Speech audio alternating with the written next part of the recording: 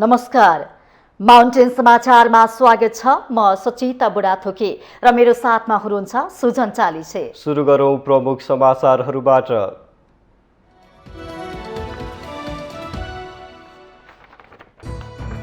नौ बुँदे आरोप तयार गर्दै प्रधान न्यायाधीश जबरालाई महाअभियोग लगाउन संसदीय समितिको सिफारिस, एमाले र लोसपाको फरक मत। सर्वोच्च अदालतले प्रमादेशबाट संसद पुनर्स्थापना गरेर न्याय गरेको प्रधानमन्त्री देउवाको जिकिर, प्रमादेशले भेट जुराइदिएको भन्दै एमाले अध्यक्ष ओलीप्रति कटाक्ष। नयाँ संविधान जारी भएपछिको पहिलो प्रतिनिधि सभाको कार्यकाल पूरा, संसदको निवर्तमान 5 वर्षे कार्यकाल सन्तोषजनक हुन नसकेको टिप्पणी। अछाममा पहिरोमा परि मृत्यु हुनेको संख्या 17 पुग्यो। 6 जना बेपत्ता। अविरल वर्षाको कारण कैलालीका पूर्वी भेगका झण्डै 600 घर डुबानमा। प्रतिनिधि सभाको कार्यकाल सकिएसँगै राष्ट्रपति कार्यालयमा विचाराधीन नागरिकता विधेयकको भविष्य थप अन्यलमा, राष्ट्रपतिको अबको कदमप्रति सबैको नजर। रुसलाई रासायनिक र आणविक हतियार प्रयोग नगर्न अमेरिकी राष्ट्रपति बाइडेनको चेतावनी, युद्धमा विवेक गुमाए रुसीहरू विश्वमा अस्वीकृत हुने जिकिर। र बहराइनमा जारी एएफसी U20 एसियन कप छनौटमा नेपालले आज बङ्गलादेशसँग भिड्दै प्रतियोगिताबाट बाहिरिसकेको नेपालका लागि खेल औपचारिकता मात्रै।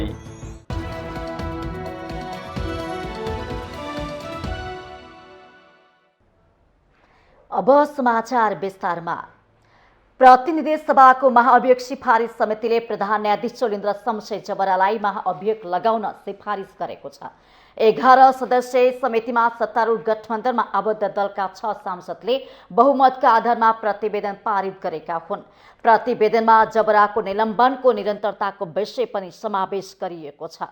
सिफारिस समितिले जबरालाई महाअभियोग लगाउनुपर्ने 9 वटा आधार दिएको छ।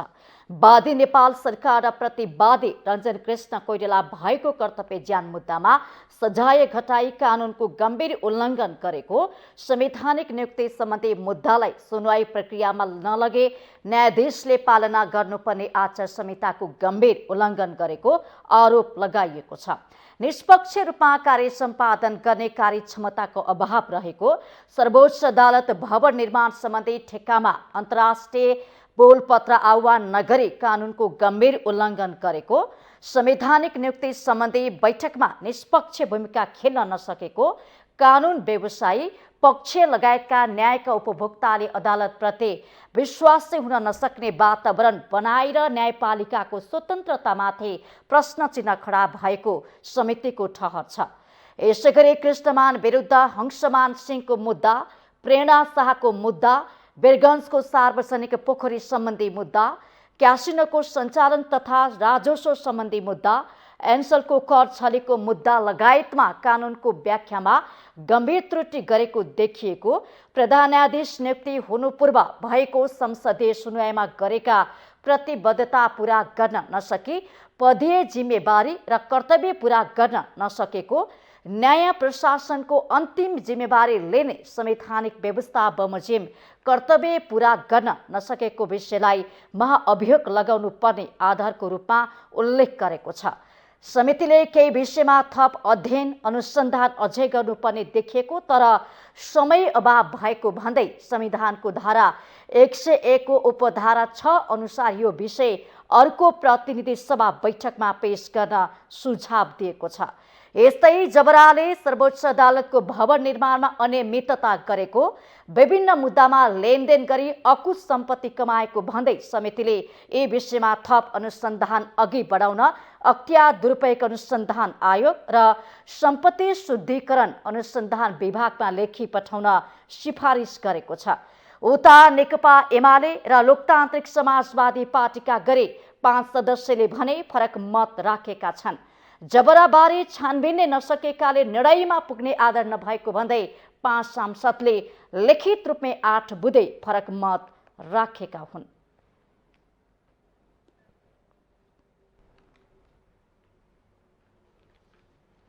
प्रधानमन्त्री शेरबहादुर देउवाले सर्वोच्च अदालतले परमादेशबाट संसद पुनर्स्थापना गरेर न्याय गरेको बताउनु भएको छ।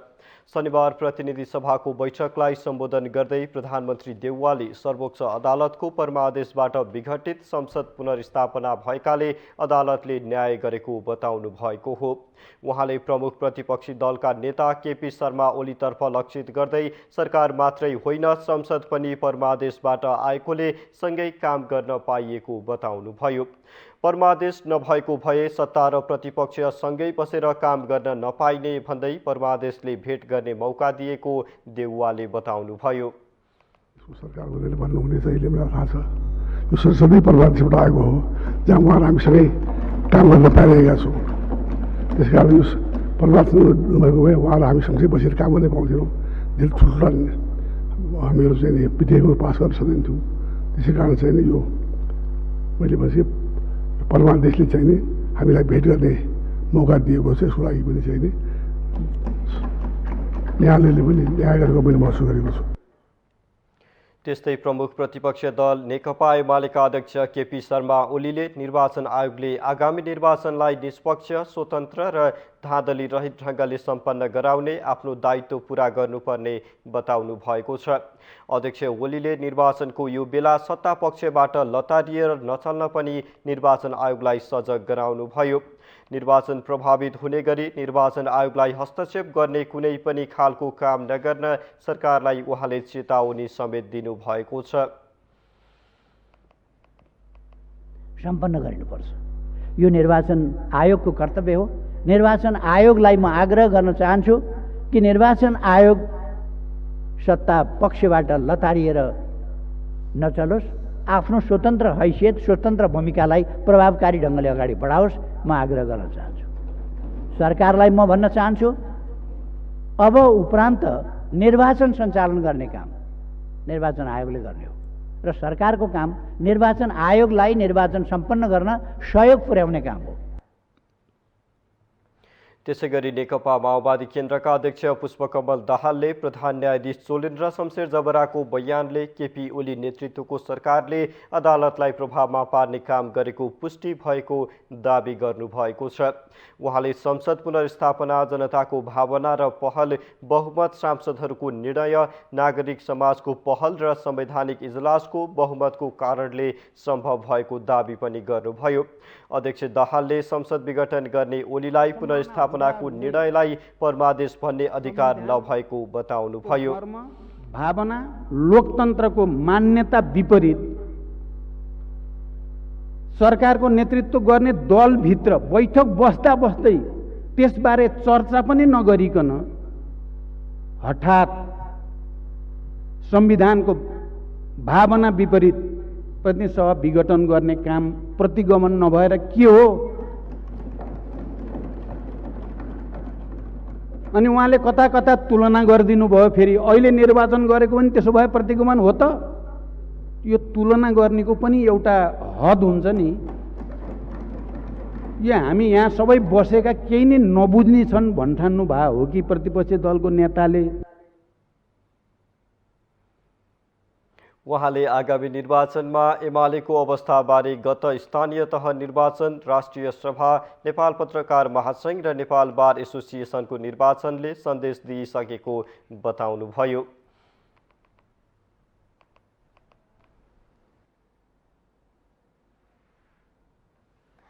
नयाँ संविधान जारी भएपछिको पहिलो प्रतिनिधि सभाले आफ्नो कार्यकाल असोज 1 गते पूरा गरेको छ। 5 वर्षे कार्यकाल पाएको यो संसदले यो बीचमा निकै उतारचढावपूर्ण बेहोर्यो। कानुन बनाउने थलो आफै झण्डै आधा कार्यकाल संवैधानिक उल्झनमै रोमलियो। सत्ता र शक्तिको सङ्घर्षका बीच प्रतिनिधि सभाको औचित्यमाथि नै प्रश्न उठ्ने गरी राजनीतिक निर्णयहरू हुँदा प्रतिनिधि सभाको यो कार्यकाल खासै सन्तोषजनक मानिएन। प्रतिनिधि सभाको उतार चढावपूर्ण 5 वर्ष कार्यकाल शनिबारबाट पूरा भएको छ। यो बीचमा जनताबाट निर्वाचित संसदले 75 विधेयक पारित गर्दा सरकारले आफू अनुकूल मुलुक सञ्चालन गर्न 49 वटा अध्यादेश ल्यायो। 2 पटक संसद विघटन र 9 महिना अवरोध झेलेको प्रतिनिधि सभाको कार्यकाल सकिँदा 27 विधेयक निष्क्रिय भए। 5 वर्ष अवधिमा सांसदहरूको सेवा सुविधाका लागि मात्रै राज्य कोषबाट 3 अर्ब 80 करोड खर्च भयो। प्रतिनिधि सभामा 102 वटा विधेयक दर्ता भएकोमा 5 वटा फिर्ता भए। 5 वर्षीय अवधिमा संविधान संशोधन गरेर कालापानी, लिपुलेक र लिम्पियाधुरालाई समेट्ने चुच्चे नक्सा संविधानको अनुसूचीमा समावेश भयो, जुन संसदले गरेको महत्त्वपूर्ण कार्यमा गनियो। संसदले पारित गरेको विधेयक र सांसदको सेवा सुविधामा भएको खर्चको लेखाजोखा गर्ने हो भने एउटा विधेयक पारित गर्न झन्डै 3 करोड खर्च भएको देखिन्छ। एउटा कानुन बनाउँदा राज्यको ढुकुटी यति धेरै रित्तो पारेको भन्ने प्रश्नमा सांसदहरूको तर्क यस्तो छ। सर्वोच्च अदालतको परमादेशले संसदकै बेखबरमा प्रधानमन्त्री तोक्ने काम र सरकार निर्माण गर्ने काम भयो। दुनियाँमा कहीँ पनि संसद बेगर सरकार बन्दैन। यो सैनिक तानाशाही भएको देश होइन, यो लोकतन्त्र भएको देश हो। लोकतन्त्रमा संसदले सरकार बनाउँछ, तर संसदको बेजानकारीमा सरकार निर्माण गर्ने काम भयो र संसदले सभामुखले त्यसलाई कडा रूपमा प्रतिवाद गर्नुपर्थ्यो। त्यो नगर्नु हाम्रो एउटा कमजोरीको पाटो रह्यो। 2074 साल मङ्सिर 10 र 21 मा 2 चरणमा प्रदेश र प्रतिनिधि सभाको निर्वाचन भएको थियो। एमाले माओवादी गठबन्धनलाई जनताले प्रतिनिधि सभामा झन्डै 2/3 र 6 प्रदेशमा सरकार बनाउने गरी मत दिएका थिए। तर नेकपा भित्रको शक्ति सङ्घर्षका कारण तत्कालीन प्रधानमन्त्री केपी शर्मा ओलीद्वारा 2077 पुस 5 र 2078 जेठ 8 मा 2 पटक प्रतिनिधि सभा विघटन भयो। तर सर्वोच्चको आदेशमा 2 पटक सरकारको नेतृत्व गरेर परिचित भइसकेका शेरबहादुर देउवा प्रधानमन्त्रीको कुर्सीमा पुगेर निर्वाचन गराउन जुटेका छन्।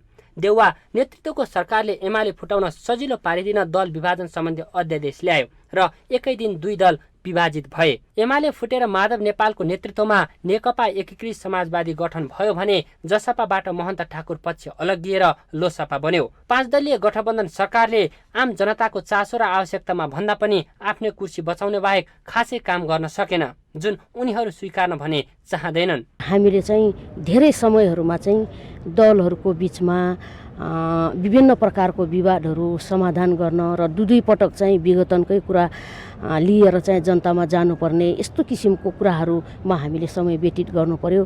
त्यसैले म चाहिँ यो 5 वर्षको कार्यकालमा जति रफ्तारमा काम हुनुपर्ने हो त्यो नभएको रूपमा लिएको छु। संसद अवरोधको कारणले हामीले सकेनौँ। त्यसको लगत्तै फेरि स्थानीय तहको निर्वाचन गर्नु पर्यो। त्यसको लगत्तै बजेट आयो, जसले गर्दाखेरि बजेटमा र स्थानीय निर्वाचनको सवालमा संसद व्यस्त रहनुपर्नेको कारण धेरै विधेयकहरू चाहँदै पनि ल्याउन सकेनौँ। यहाँले नै पनि सञ्चार माध्यमबाट सम्प्रेषण गरिरहनु भएको छ।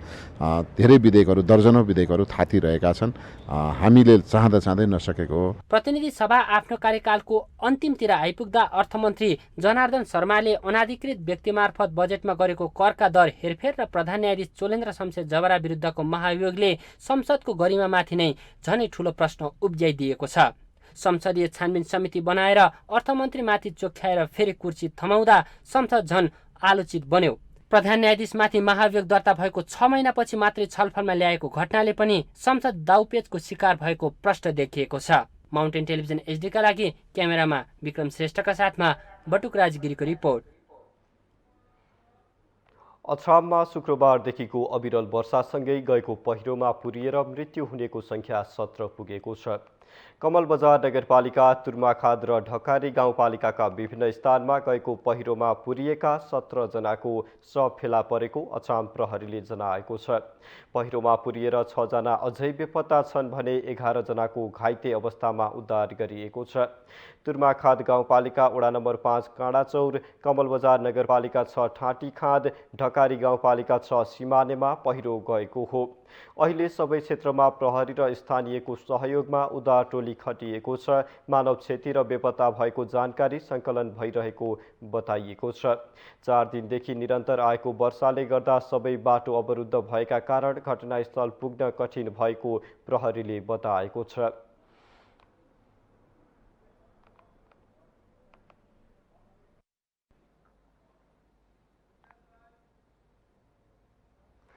यसैगरी शुक्रबारदेखि परिरहेको अविरल वर्षाको कारण पूर्वी कैलालीमा झण्डै 600 घर डुबानमा परेका छन्। कान्द्रा र पथरिया नदीको बाढी बस्तीमा पस्दा झण्डै 600 घर डुबानमा परेको कैलाली प्रहरीले जनाएको छ। जिल्ला प्रहरी कार्यालय कैलालीका अनुसार भजनी नगरपालिका 8 मा पथरिया नदीको पानी बस्तीमा पस्दा करिब 160 घरधुरे डुबानमा परेका छन्। यसैगरी सोनाफाटा टोल, दैलेखी टोल, बहरतान टोल, जनकपुर टोल र 6 छरुवा टोलका घरहरू डुबानमा परेका छन्। कान्द्रा नदीमा पानीको सतह बढेर बस्तीमा पसेपछि मेलनपुर टोल, लालबोझी र पुलियापुर टोलका 250 घर डुबानमा परेका छन् भने कान्द्रैकै बाढीले भजनी नगरपालिका 7 को शिविर टोल, गणेशमान टोल र दक्षिण पूर्व टोलका पनि करिब 250 घर डुबानमा परेका छन्। यही ठाउँमा अहिलेसम्म मानवीय क्षति भने भएको छैन। बाढी बस्तीमा पसेपछि प्रभावित भएकाहरूको उद्धार भइरहेको प्रहरीले जनाएको छ।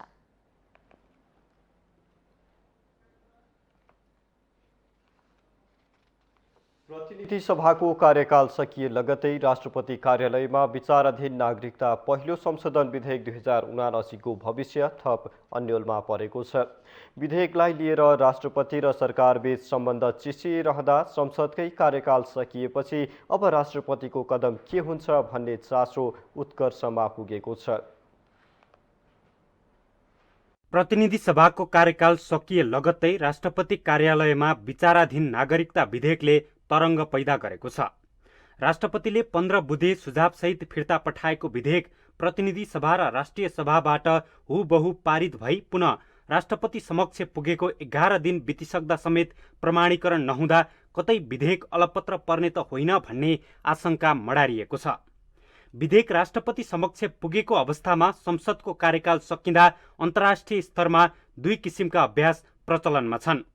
बेलायतमा संसद अधिवेशन अन्त्यपछि वा संसद भङ्ग भएको अवस्थामा राष्ट्र प्रमुखबाट कुनै पनि विधेयकहरू प्रमाणीकरण हुँदैनन् र तिनको अस्तित्व नै सकिन्छ। त्यस्तै छिमेकी भारतमा भने संसद अधिवेशन वा संसदको कार्यकाल सकिए पनि राष्ट्रपति समक्ष पुगेका विधेयकहरू प्रमाणीकरण गर्ने अभ्यास छ। नेपालको सन्दर्भमा भने यस्तो अवस्था पहिलो पटक आएको हुनाले नजिरहरू बनिसकेका छैनन्। तर प्रतिनिधि सभाको कार्यकाल सकिएको खण्डमा पनि संविधानले राष्ट्रपतिलाई दिएको 15 दिनको समय सीमाभित्र विधेयक प्रमाणीकरण गर्न कुनै रोकटोक नहुने संविधानविद डाक्टर विपिन अधिकारीको तर्क छ। प्रमाणीकरणका लागि समस्या छैन। अधिवेशनको अन्त भए पनि राष्ट्रपतिले आफ्नो चाहिँ संविधानले दिएको समयावधिभित्र प्रमाणीकरण गर्न सक्नुहुन्छ। त्यो उहाँलाई कुनै अप्ठ्यारो छैन त्यसमा। अब उहाँ कहाँ नपुगेको विधेयक छ भने त्यो चाहिँ फरक कुरा भयो। संविधानको धारा 113 को उपधारा 4 बमोजिम प्रतिनिधि सभाबाट दोस्रो पटक पारित भएको विधेयक 15 दिनभित्र राष्ट्रपतिबाट प्रमाणीकरण गर्नुपर्ने भनिएको छ। अर्थात् संविधानले नै दुवै सदनबाट दोस्रो पटक पारित भएर गएको विधेयकलाई फिर्ता गर्ने र रोकेर राख्ने अधिकार राष्ट्रपतिलाई दिएको छैन। प्रतिनिधि सभाको कार्यकाल सकिएकाले पनि विधेयक फिर्ताको सम्भावना टरेको छ। तर संविधानले दिएको 15 दिनको समय सीमा मध्ये केही दिन अझै बाँकी छ। बाँकी समयमा राष्ट्रपति भण्डारीले कस्तो कदम चाल्नुहुन्छ यसै भन्न सक्ने अवस्था नभए पनि संविधानले दिएको अधिकार क्षेत्रभित्र रहेर राष्ट्रपतिले आफ्नो कार्य सम्पादन गर्ने विश्वास संविधानविद डाक्टर अधिकारीको छ। संवैधानिक राष्ट्रपति हो उहाँले के भनेदेखि अब दोस्रो पल्ट जब पुनर्विचार गरेर विधेयक पठाइएको हुन्छ अनि राष्ट्रपतिले 15 दिनभित्रमा प्रमाणीकरण गर्ने भनेर संविधानले उल्लेख गरेको छ। हामीले संविधान बमोजिम नै हुन्छ भनेर आशा गर्ने हो। सत्तारूढ दलहरूले नागरिकता विधेयकलाई नै हतियार बनाएर चुनावी प्रचार गर्न खोजेको आरोप चौतर्फी रूपमा लाग्दै आएको छ। यस्तोमा सो विधेयक राष्ट्रपति कार्यालयमा थन्किँदा सरकार र राष्ट्रपति बीचको तिक्तता पनि दिन प्रतिदिन बढ्दो छ। यसै बीचमा राष्ट्रपतिको राजीनामा सम्मको चर्चाले समेत व्यापकता पायो। नागरिकता जस्तो संवेदनशील विषयमा कार्यपालिका र राष्ट्र प्रमुख बीचको सम्बन्धमा दरार आउने अवस्था आउनु अघि नै राष्ट्रहितलाई ध्यानमा राखी यसको सफल अवतरण गर्नतर्फ ध्यान दिन जरुरी छ। माउन्टेन टेलिभिजन एचडी का लागि क्यामेरामा प्रदीप घलानका साथमा शीतल रिजाल, काठमाडौँ। जनता समाजवादी पार्टी नेपालका अध्यक्ष उपेन्द्र यादवले संसदले दोहोर्याएर पारित गरेको नागरिकता विधेयक राष्ट्रपतिले प्रमाणीकरण गर्नुको विकल्प नरहेको बताउनु भएको छ। संघीय संसदको दुवै सदनले पुनः पारित गरेर पठाएको नागरिकता विधेयकले स्वत ऐनको रूप लिने दावी गर्दै उहाँले सो विधेयक राष्ट्रपति विद्यादेवी भण्डारीले तोक्नु भएको तर्क गर्नु भएको छ। शनिबार प्रतिनिधि सभा बैठकमा बोल्दै अध्यक्ष यादवले सो विधेयक राष्ट्रपतिबाट प्रमाणीकरण नभए मुलुकको संघीय लोकतान्त्रिक गणतन्त्र नै धरापमा पर्ने चेतावनी समेत दिनुभयो। राष्ट्रपतिज्यूबाट अध्यादेश प्रमाणित हुन्छ एकैछिनमा। त्यही अध्यादेश same language same word same संसदबाट 2 पटकसम्म पारित भइसक्दा, एक पटक पारित हुँदा फिर्ता हुने, दोस्रो पटक चाहिँ के भन्दाखेरि दुवै सदनको बहुमतले पारित गरेपछि त्यो स्वतः ऐनको रूप निर्धारण गर्ने अन्तर्राष्ट्रिय प्र्याक्टिसहरू छ। तर नेपालमा किन भएन? संसदले पारित गर्दै जाने तर चाहिँ के छ भन्दाखेरि त्यो प्रमाणीकरण नहुने हो भने के हाल हुन्छ लोकतन्त्रको, सङ्घीय व्यवस्थाको। त्यस कारणले म भन्छु सङ्घीय व्यवस्था, संसदीय लोकतन्त्र, सङ्घीय लोकतान्त्रिक गणतन्त्र नै खतरामा पर्न गएको छ, धरापमा पर्दै गएको छ। यसका सङ्केतहरू देखिएका छन्। यसप्रति सचेत रहनु जरुरी छ। अध्यक्ष यादवले प्रतिनिधि सभाको 5 वर्षे कार्यकाल सन्तोषजनक नरहेको टिप्पणी गर्नुभएको छ। मधेसी, आदिवासी, जनजाति लगायतका सबै समुदायको स्वामित्व हुने गरी संविधान संशोधन गर्ने काम गर्न प्रतिनिधि सभाले गर्न नसकेको उहाँले गुनासो गर्नुभएको हो।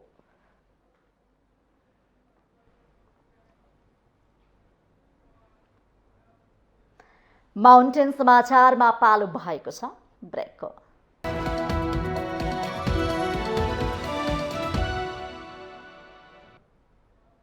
ब्रेकपछि स्वागत छ। अब बाँकी समाचार। नेकपा माओवादी केन्द्रका अध्यक्ष पुष्पकमल दाहालले अध्यात्मवादलाई अन्धविश्वास र अज्ञानताको संज्ञा दिनुभएको छ। शनिबार पार्टी केन्द्रीय कार्यालयमा 10औं राष्ट्रिय विज्ञान दिवसको अवसरमा आयोजित कार्यक्रमलाई सम्बोधन गर्दै उहाँले यस्तो बताउनु भएको हो। उहाँले धर्मका नाममा ढुङ्गा पुज्दै हिँड्नु विज्ञान सम्मत नभएको जिकिर गर्नुभयो। उहाँले अध्यात्मवाद वा परम्परागत जडताले विभेद, अपमान, ऊंच नीच बनाएर मानिसहरूलाई फुटाउनेतर्फ लैजाने बताउनुभयो। उहाँले विज्ञान प्रवृत्तिले समानता, समाजवाद तथा न्यायतिर लैजाने उल्लेख गर्दै विज्ञानको बारेमा देशमा ठूलो बहस चलाउन आवश्यक रहेको बताउनुभयो। विज्ञान प्रवृत्तिले समानतातिर, समाजवादतिर, न्यायतिर लैजान्छ। आध्यात्मवाद या परम्परागत जडताले चाहिँ के हुन्छ विभेदतिर, अपमानतिर, ऊंच नीच बनाएर मानिसहरूलाई फुटाउनेतिर त्यो गएको छ। मैले यसमा अहिले डिबेट ठुलो गर्न खोजेको त होइन। त्यसो भएर हामी सही कन्टेन्ट सहित त्यसको वितरण र प्रचार पनि सही तरिकाले गर्यौं भने फेरि विज्ञान प्रविधि जनताकै हो। विज्ञान प्रविधिले सेवा गर्ने जनताकै हो, सत्यकै हो। अध्यक्ष दाहालले देश विकासका लागि सबैले आफ्नो सोचाइ र हेराइको दृष्टिकोणलाई बदल्न वैज्ञानिक छलफल गर्नु आवश्यक रहेको बताउनुभयो।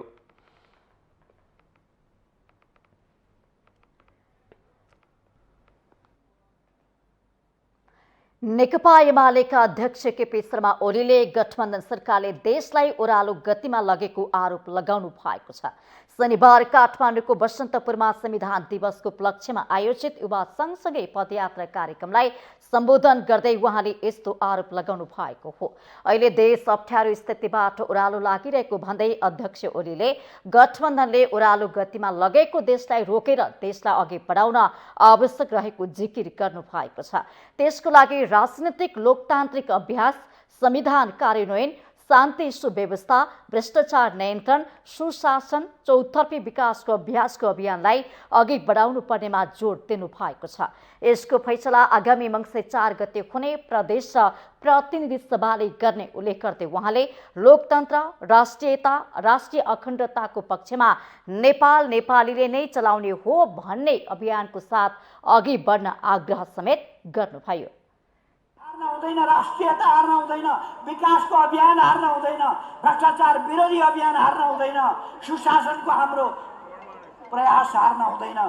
यसका निम्ति सक्रिय भएर लाग्न म सम्पूर्ण दाजुभाइ दिदीबहिनीहरूलाई हार्दिक आग्रह गर्न चाहन्छु। अध्यक्ष ओलीले संविधान दिवसलाई राष्ट्रिय पर्वको रूपमा मनाउनु पर्ने बताउनु भएको छ। संविधान दिवसलाई राष्ट्रिय दिवसको रूपमा मनाउन नेकपा एमाले काठमाडौँमा बृहत वाकथन पदयात्रा सुरु गरेको थियो। कार्यक्रममा ओलीकी पत्नी राधिका साक्य, महासचिव शङ्कर पोखरेल, उपाध्यक्ष सुभाष चन्द्र नेङमाङ र अष्टलक्ष्मी साक्य लगायतका नेताहरूको उपस्थिति रहेको थियो।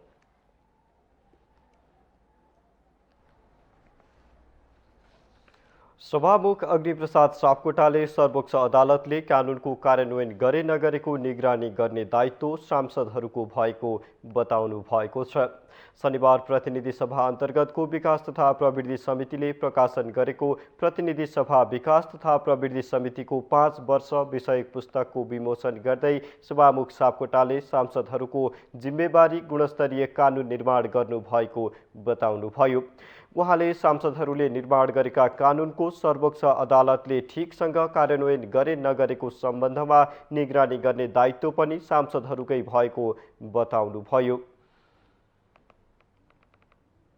जिम्मेदारी खास गरी संसदको जिम्मेदारी भनेको कानुन निर्माणको हो र कानुन निर्माण मात्रै होइन गुणस्तरीय कानुन निर्माणको हो र त्यसको साथसाथै हामीले निर्माण गरेका गुणस्तरीय कानुनहरूको कति ठिक ढङ्गले चाहिँ कार्यान्वयन भएको छ कि छैन, सर्वोच्च अदालतले पनि ठिक ढङ्गले चाहिँ त्यसलाई चाहिँ ग्रहण गरेर ठिक ढङ्गले चाहिँ कार्यान्वयन गरेको छ कि छैन निगरानी गर्ने दायित्व पनि हाम्रै नै हो। सभामुख सापकोटाले नीति निर्माण सँगसँगै त्यसको कार्यान्वयन हुनुपर्नेमा जोड दिनुभयो।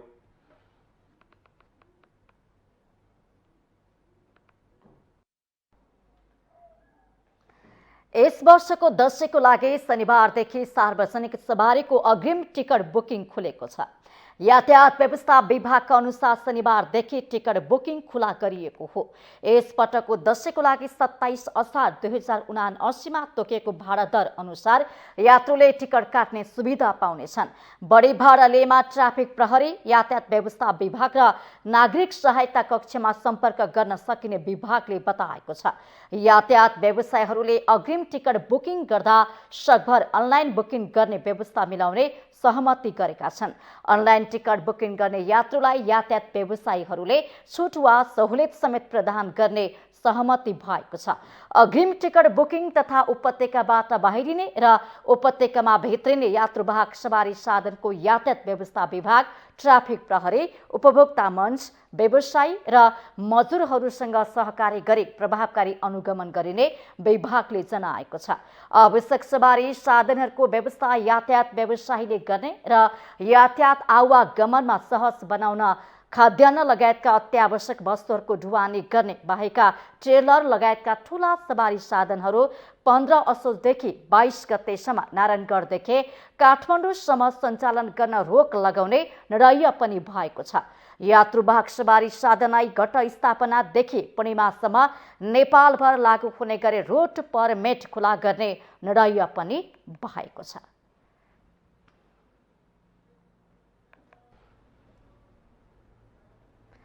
माउन्टेन समाचारमा पालो भएको छ अर्को ब्रेकको।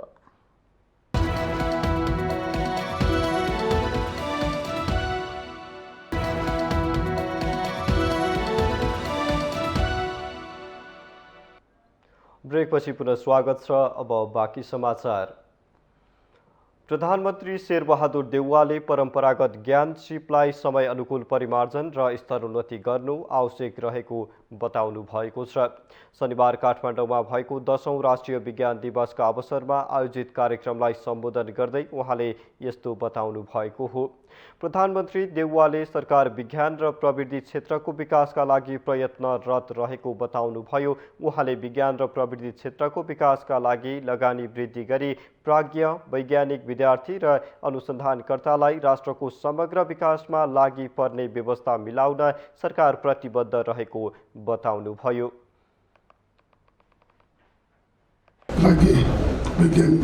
विद्यार्थी र अनुसन्धानकर्तालाई प्रोत्साहन गर्दै उनीहरूलाई राष्ट्रको समग्र विकासमा प्रचलित गर्न सरकार प्रतिबद्ध छ। यस क्षेत्रमा सरकारको एक्लो प्रयास मात्र पर्याप्त नहुँदै हुँदा निजी तथा गैर सरकारी क्षेत्रको सहकारी र साझेदारीका लागि समेत आह्वान गर्न चाहन्छु। नेपालको हालका वर्षहरूमा विज्ञान तथा प्रविधिमा उच्चतम प्रयोग गर्दै सूचना तथा सञ्चार मन्त्री र सूचना तथा सञ्चार प्रविधि एवं ई-कमर्स प्रधानमन्त्री देउवाले राष्ट्रिय विज्ञान दिवसले देशमा विज्ञान र प्रविधिको क्षेत्रलाई विस्तार गर्न थप सहयोग पुग्ने विश्वास गरेको बताउनुभयो।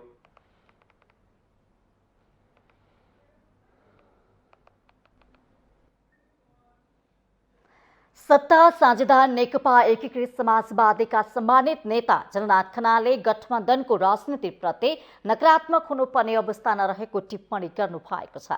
नेपालमा गठबन्धनको राजनीति सबैले गरिरहेकाले त्यसलाई नकारात्मक रूपमा लिन नमिल्ने सम्मानित नेता खनालको तर्क थियो।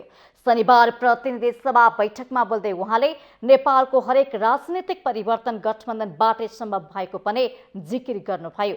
अहिले पनि कोहीले गणतन्त्रवादीसँग र कोहीले राजतन्त्रवादीसँग गठबन्धन गरिरहेको भन्दै नेता खनालले नेपालमा यसले लामै समय लिने आफूलाई लागेको धारणा राख्नु भएको छ। आगामी निर्वाचनमा पनि एकल बहुमत ल्याउन व्यवहारिक कठिनाई भएकाले दलहरू कुनै न कुनै रूपमा गठबन्धन गरिरहेको पनि उहाँले स्मरण गराउनु भएको छ। भन्ने कुरा अलि दुर्लभ छ नेपालको लागि।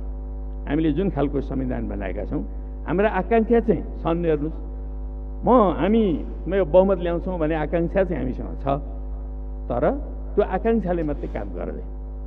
व्यावहारिकतामा निकै कठिन छ एउटा पार्टीले मात्रै बहुमत ल्याउने। एउटा संयोग हो, हामीले हिजो दुईटा पार्टी मिलाएर लड्दाखेरि ल्याएको। त्यति बेला नि त गठबन्धन त हो नि, चुनाव त गठबन्धनबाटै गरेका हौँ। नेपालमा ठुल्ठुला प्रगतिशील गठबन्धनबाटै भएका छन्। हेर्नु, 7 सालको पनि आम रूपमा त्यति बेलाका सबै पार्टी मिलेरै हो। सम्मानित नेता खनालले देशको अग्रगति र प्रगतिलाई केन्द्र भागमा राखेर गठबन्धन गरेर जान सबै राजनैतिक दलहरू स्वतन्त्र रहेको पनि पटक पटक दोहोर्याउनु भएको थियो। उहाँले केपी शर्मा ओली नेतृत्वको सरकारले चीनसँग पारवहन सम्झौता गरेर महत्त्वपूर्ण काम गरेको चर्चा समेत गर्नु भएको थियो।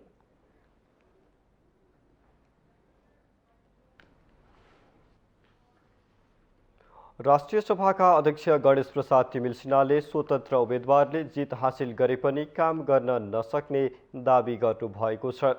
शनिबार काठमाडौँमा आयोजित एक कार्यक्रममा बोल्दै अध्यक्ष तिमिल सिन्हाले बहुदलीय व्यवस्थामा स्वतन्त्र उम्मेदवारले जितेर संसदमा केही काम गर्न नसक्ने दावी गर्नुभएको हो।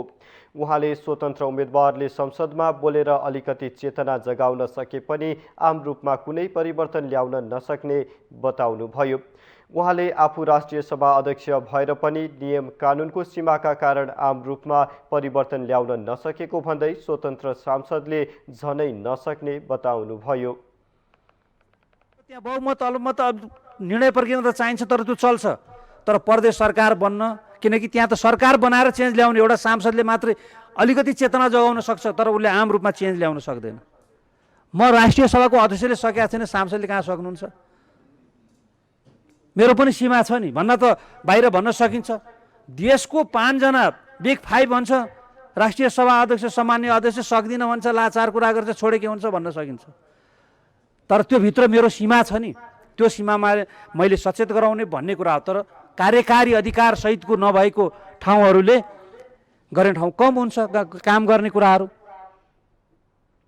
अघिल्लो पुस्ताका नेताहरूमा त्याग गर्ने क्षमता भए पनि निर्माण गर्ने कुरामा कमजोरी रहेको उहाँको भनाइ छ। अब देशमा विद्रोहको आवश्यकता नरहेको भन्दै उहाँले विद्रोह गर्नेलाई होइन सिर्जना गर्नेलाई भोट दिनुपर्ने बताउनुभयो।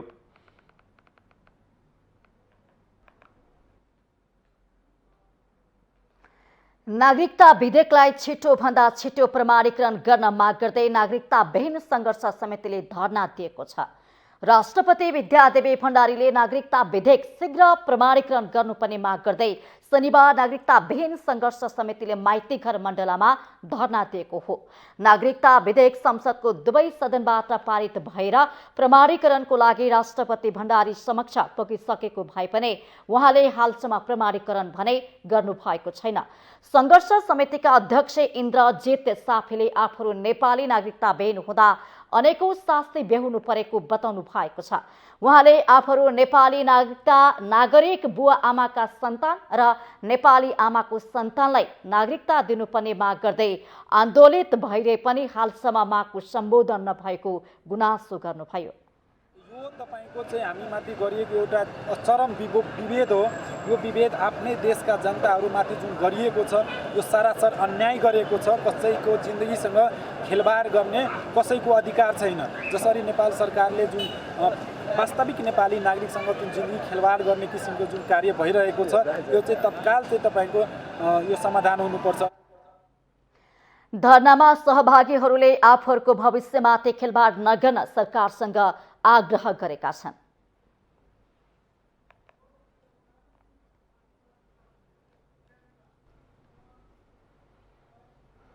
हामीसँग आर्थिक अन्तर्राष्ट्रिय र खेल समाचार बाँकी नै छन्।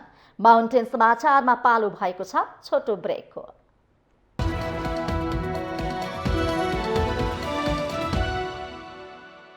शिवम सर्वाधिक बिक्री हुने असली ओपीसी सिमेन्ट।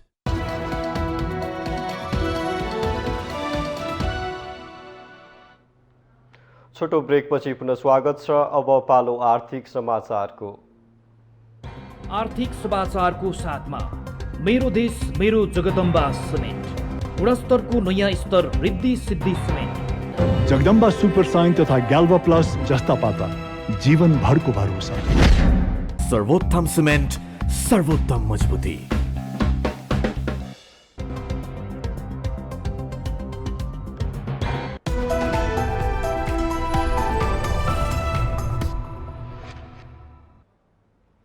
उद्योग वाणिज्य तथा आपूर्ति मन्त्री दिलेन्द्र प्रसाद बडुले स्थानीय तहहरूलाई बजार अनुगमन गर्न आग्रह गर्नुभएको छ। शनिबार खाद्य व्यवस्था तथा व्यापार कम्पनी लिमिटेडले थापाथलीमा स्थापना गरेको चाडबाड लक्षित सुपथ मूल्य पसलको उद्घाटन गर्दै मन्त्री बडुले स्थानीय तहहरूलाई प्रभावकारी रूपमा बजार अनुगमन गर्न आग्रह गर्नुभएको हो। उहाँले दशैं, तिहार, छठ लगायतका चाडपर्वहरू आइरहेको र चाडपर्वको बेलामा बजारमा अस्वाभाविक रूपमा मूल्य वृद्धि हुने भएकाले तिनै तहको सरकारले बजार अनुगमन गर्नुपर्ने बताउनुभयो। उहाँले मन्त्रालयले जनशक्ति बढाएर अनुगमन बढाइरहेको भए पनि मन्त्रालयको एकल प्रयास मात्र सम्भव नहुने बताउनुभयो। उहाँले बजार अनुगमनका लागि प्रदेश र स्थानीय तहको अधिकार बढेको भए पनि ती तहहरूबाट अपेक्षित र प्रभावकारी रूपमा अनुगमन हुन नसकेको बताउनुभयो। राम्रो राख्ने प्रयास तपाईहरु गर्नुस् र बजारको अनुगमनलाई बढाउनुपर्छ। मन्त्रालय सचेत छ र बजार क्षेत्रमा पनि अनुगमनलाई यति बेला हामीले विशेष रूपले म्यान पावर बढाएर अनुगमनको टिमहरू बढाएर जनशक्ति बढाएर पनि हामीले अनुगमन बढाइरहेका छौँ मन्त्रालयको तर्फबाट। र यो अनुगमन कार्य मन्त्रालयको निकायले मात्रै गर्न सम्भव देखिएन। अहिलेको अवस्था भन्ने हो भने हाम्रो अहिलेको संघीयता मुलुक गइसकेपछि हाम्रो अनुगमनका निमित्त हाम्रो अधिकार अहिले जिल्लामा अझ बढाएको छ, प्रदेशमा र स्थानीय तहमा। स्थानीय तहहरूले अनुगमनमा सक्रिय भइदिएन भने मन्त्रालय एक्लैले गर्ने अनुगमन धेरै प्रभावकारी हुन सकेन भन्ने गुनासो पनि छ। मन्त्री बडुले चाडपर्व लक्षित सुपथ मूल्य पसलमा बिक्री वितरण गर्ने खाद्य वस्तुको संख्या र सहुलियत बढाएको बताउनुभयो।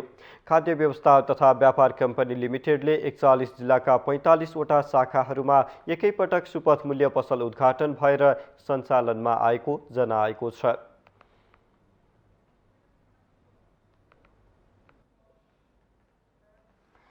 अब पालो अन्तर्राष्ट्रिय समाचारको।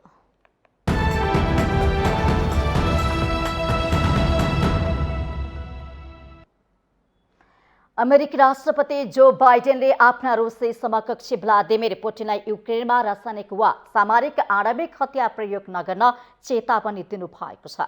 युक्रेनमा पछिल्लो दिनमा बेहोरेको गम्भीर क्षतिप्रति रुसले रासायनिक तथा आणविक हतियार प्रयोग गर्न सक्ने बारे राष्ट्रपति बाइडेनलाई सोधेको प्रश्नमा उहाँले त्यसो गर्न रुसको लागि ठूलो गल्ती हुने पनि बताउनु भएको छ। यसै महिना युक्रेनमा ठूलो क्षति बेहोरिरहेको रुसले रासायनिक वा सामरिक आणविक हतियारको सहारा लिने सम्भावनाबारे एक अन्तर्वार्ताकारले सोधेको प्रश्नको जवाफमा बाइडेनले उक्त कुरा बताउनु भएको हो। यदि युद्धमा थप विवेक गुमाएमा रुसीहरू विश्वमा अस्वीकृत हुने उहाँको चेतावनी थियो। युक्रेनले पश्चिमी मुलुकबाट सहयोगको रूपमा प्राप्त भारी हतियारको भरमा रुसी सेनाको कब्जामा रहेका पूर्वका केही भूभाग युक्रेनले पुनः कब्जा गरेको छ। उता रसियाको कब्जामा रहेको इजुम सहर बाहिर एउटा सामूहिक चिहान फेला परेपछि मस्कोले पश्चिमा मुलुकहरूबाट नयाँ आक्रोशको सामना गरिरहेको छ। किएभका अधिकारीहरूले निकालेका प्राय सबै शवहरूमा यातनाको सङ्केत देखिएको दावी गरेका छन्। तर पुटिनले पश्चिमा झुकाव भएको छिमेकी विरुद्ध आफ्नो युद्ध योजना अनुसार नै अघि बढिरहेको बताउँदै आउनु भएको छ। यो योजना यही अवस्थामा नरोकिने उहाँको जिकिर पनि छ। डोनबासमा आफूहरूको आक्रामक अभियान नरोकिएका भन्दै राष्ट्रपति पुटिनले त्यो केही सुस्त गतिमा चलिराखेको बताउनुभयो।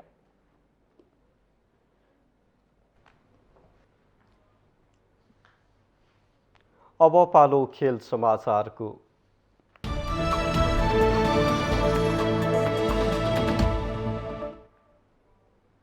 बहराइनमा जारी एएफसी U20 एसियन कप छनौटमा नेपालले आज चौथो तथा अन्तिम खेल खेल्दैछ। शेख अली बिन मोहम्मद अल खलिफा स्टेडियममा नेपालले चौथो खेलमा बङ्गलादेशको सामना गर्नेछ। नेपाल र बङ्गलादेश बीचको खेल राति 8:45 बजे सुरु हुनेछ। बङ्गलादेश विरुद्ध मैदान उत्रँदा नेपाल पहिलो जितको खोजीमा हुनेछ।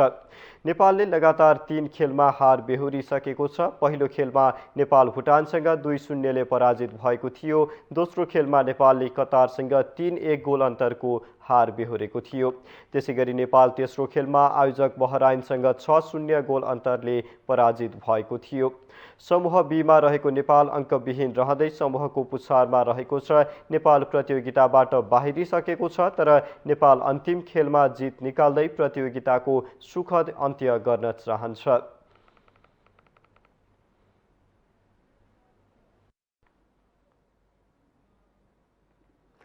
भारतमाथिको ऐतिहासिक जितपछि नेपाल काठमाडौँमा जारी छैटौं सस्टर्नको साफ महिला फुटबल च्याम्पियनसिपको फाइनलमा प्रवेश गरेको छ। विगतका सस्टर्नको विजेता भारतमाथि 1-0 रोमाञ्चक जितसहित उपाधि नजिक पुग्दा नेपालले बङ्गलादेश प्रतिद्वन्दी पाएको छ।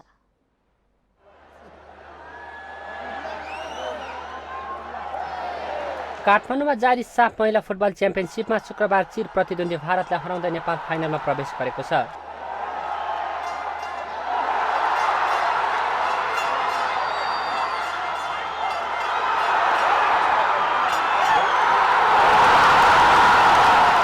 शुक्रबार भएको दोस्रो सेमिफाइनलमा भारतको चुनौती 1-0ले पार गर्दा नेपालले उपाधिका लागि बङ्गलादेशसँग भिड्नु पर्नेछ।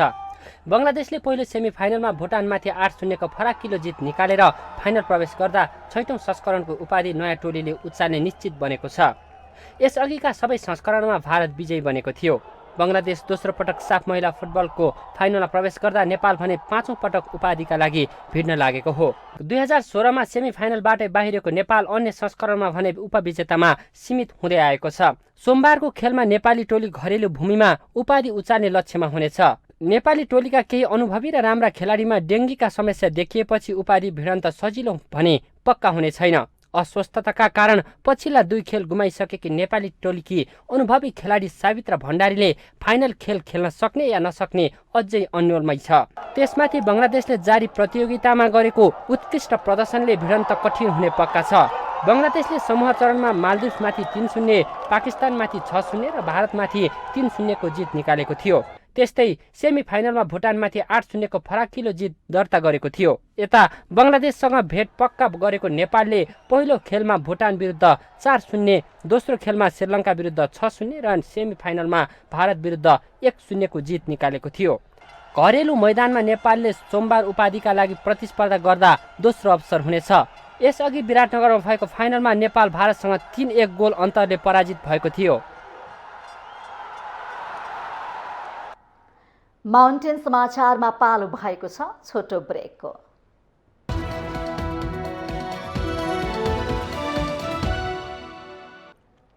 यससँगै हामी माउन्टेन समाचारको अन्त्यमा आइपुगेका छौँ। जाँदा जाँदै मुख्य समाचार पुनः एकपटक।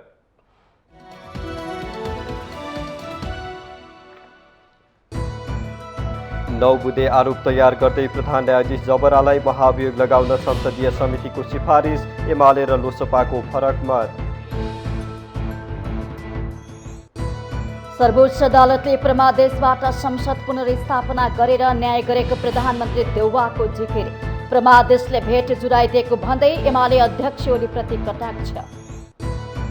नयाँ संविधान जारी भएपछिको पहिलो प्रतिनिधि सभाको कार्यकाल पुरा, संसदको निवर्तमान 5 वर्षे कार्यकाल सन्तोषजनक हुन नसकेको टिप्पणी। अछाममा पहिरोमा परि मृत्यु हुनेको संख्या 17 पुग्यो, 6 जना बेपत्ता। अविरल वर्षाको कारण कैलालीका पूर्वी भेगका झण्डै 600 घर डुबानमा। प्रतिनिधि सभाको कार्यकाल सकिएसँगै राष्ट्रपति कार्यालयमा विचाराधीन नागरिकता विधेयकको भविष्य थप अन्यलमा, राष्ट्रपतिको अबको कदमप्रति सबैको नजर। रुसलाई रासायनिक र आणविक हतियार प्रयोग नगर्न अमेरिकी राष्ट्रपति बाइडेनको चेतावनी, युद्धमा विवेक गुमाए रुसीहरू विश्वमा अस्वीकृत हुने जिकिर। र बहराइनमा जारी AFC U20 एसियन कप छनौटमा नेपालले आज बङ्गलादेशसँग भिड्दै प्रतियोगिताबाट बाहिरिसकेको नेपालका लागि खेल औपचारिकता मात्रै।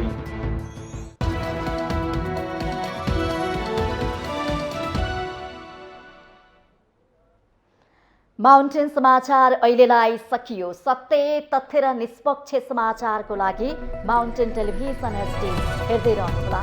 नमस्कार।